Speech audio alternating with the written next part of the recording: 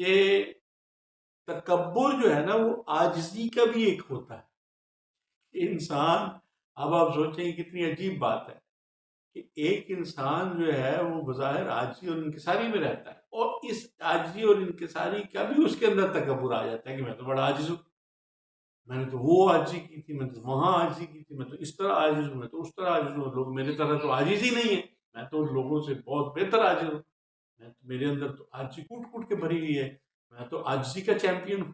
میں کمال عاجزی ہے میرے اندر، میری جتنی تو عاجزی آج تک کسی کے اندر ہے ہی نہیں. تو یہ کیا ہے؟ یہ عاجزی کا تکبر ہے.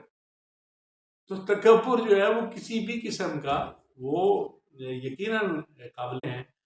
کہ تکبر جو ہے نا وہ عاجزی کا بھی ایک ہوتا ہے انسان. اب آپ سوچیں کتنی عجیب بات ہے کہ ایک انسان جو ہے وہ بظاہر عاجزی اور انکساری میں رہتا ہے، اور اس عاجزی اور انکساری کا بھی اس کے اندر تکبر آ جاتا ہے کہ میں تو بڑا عاجز ہوں،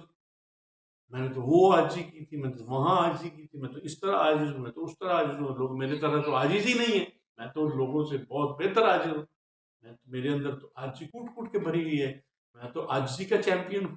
میں کمال عاجزی ہے میرے اندر، میری جتنی تو عاجزی آج تک کسی کے اندر ہے ہی نہیں. تو یہ کیا ہے؟ یہ عاجزی کا تکبر ہے. تو تکبر جو ہے وہ کسی بھی قسم کا وہ یقیناً قابل